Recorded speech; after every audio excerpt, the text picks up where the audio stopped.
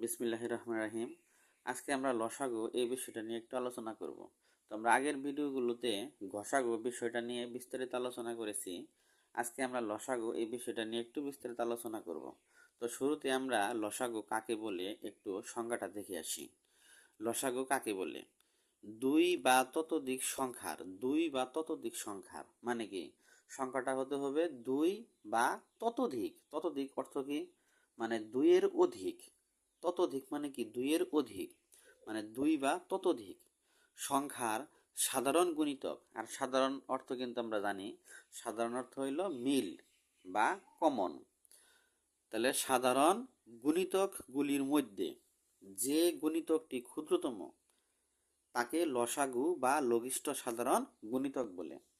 আমরা সংজ্ঞাটা একটু দেখলাম, তো আমরা একটু উদাহরণ না করলে সংজ্ঞাটা আসলে ক্লিয়ার হবে না। তো আমি একটা উদাহরণ লিখছি, 4 8 এর লসাগু কত? 4 8 এর লসাগু কত? আমরা একটু সংজ্ঞার সাথে একটু উদাহরণটা একটু মিলাবো, যে দেখি এই মানে সংজ্ঞা দ্বারা এই উদাহরণটা আমরা কিভাবে করতে পারি।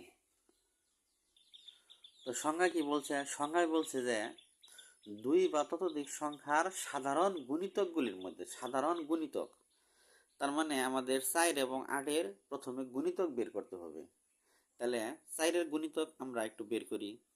4 এর গুণিতক, তো গুণিতক জিনিসটা কিন্তু আমি আগের ভিডিওতে ক্লিয়ার করেছি। গুণিতক কি? 4 এর গুণিতক কি? 4 এর গুণিতক মানে 4 দ্বারা যে যে সংখ্যাকে ভাগ করা যায়। আমি আবার বলতেছি, 4 এর গুণিতক মানে 4 দ্বারা যে যে সংখ্যাকে ভাগ করা যায় তারাই হলো 4 এর গুণিতক। যেমন 4 দ্বারা আমরা 4 কে ভাগ করতে পারি, 4 দ্বারা 8 কে ভাগ করতে পারি, 4 দ্বারা আমরা 12 কে ভাগ করতে পারি, এরকম ভাবে 16, তারপরে 20, তারপরে 24, তারপরে 28, এরকম ভাবে চলতেই থাকবে। মানে 4 দ্বারা অসংখ্য সংখ্যারে ভাগ করা যায়, অসংখ্য সংখ্যারে ভাগ করা যায়। আমরা এতগুলা না লিখা কিছু সংখ্যা কি করলাম? লিখলাম, যে 4 দ্বারা এই সংখ্যাগুলোর কি যায়? ভাগ যায়। এই সংখ্যাগুলোই হলো 4 এর কি? গুণিতক। তাহলে কিন্তু এই যে আমাদের সংখ্যায় কিন্তু লেখা আছে যে দুই বা ততোধিক সংখ্যার সাধারণ গুণিতকগুলির মধ্যে। তার মানে আমাদের সংখ্যাগুলোর আগে গুণিতক বের করতে হবে। তাহলে আমরা 4 এর গুণিতক বের করলাম, এরপরে আমরা কিভাবে 8 এর গুণিতক বের করব? 8। তাহলে 8 এর গুণিতক কি? 8 দ্বারা যে যে সংখ্যার ভাগ যায়, 8 দ্বারা কি সংখ্যা ভাগ যায়? 8 এর ভাগ যায়, 16 কে ভাগ যায়, তারপরে 24 কে ভাগ যায়, 32 কে ভাগ যায়, এরকম ভাবে আরো অসংখ্য সংখ্যার ভাগ যায়, 40 কে ভাগ যায়। তো আমরা আর লিখলাম না, আমরা কিছু সংখ্যা লিখা আমরা ডট ডট দিলাম, মানে 8 দ্বারা আরো অনেকগুলো সংখ্যারে ভাগ যায়। তো আমরা 4 এবং 8 এর কিছু গুণিতক এখানে লিখলাম। তো এখন আমরা একটু সংখ্যার সাথে আবার একটু হিসাবটা মিলাই। সংখ্যায় বলছে কি?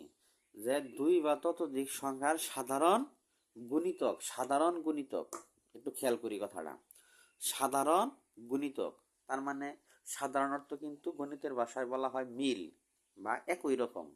আর গুণিতক তো এই সংখ্যাগুলোই হলো গুণিতক। তাহলে সাধারণ গুণিতক মানে একই রকম গুণিতক, একই রকম মানে যে গুণিতকগুলা মিল আছে।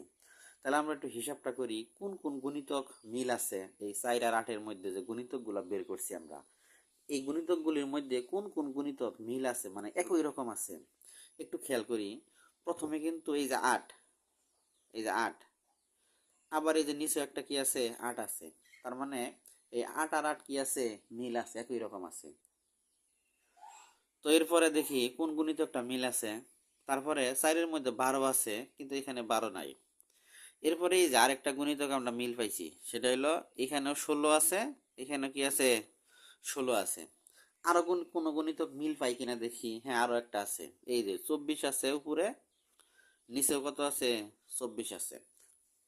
তার মানে কোন কোন গুণিতক গুলা মিল আছে, আমরা সেই মিলগুলা মানে সাধারণ বলতে বুঝি মিল, ওই মিলগুলা আমরা কি করতেছি? খুঁজে খুঁজে বের করতেছি। তো আমরা মোটামুটি 3টা সংখ্যা কি পাইছি? মিল পাইছি, উপরে এবং নিচের সাথে। তো এখন আমরা আবার একটু সংখ্যার সাথে মিলাই। বলছে কি? যে দুই বা ততোধিক সংখ্যার সাধারণ গুণিতক, মানে সাধারণ বলতে মিল যে গুণিতক, সেই মিল সংখ্যাগুলো কিন্তু আমরা খুঁজে পাইছি।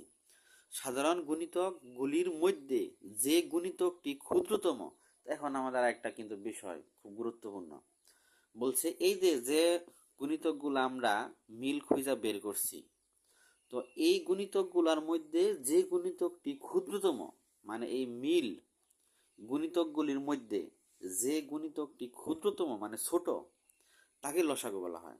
তাহলে আমরা মিল খুঁজে পাইছি 8, 16, 24, এখানে 8, 16, 24।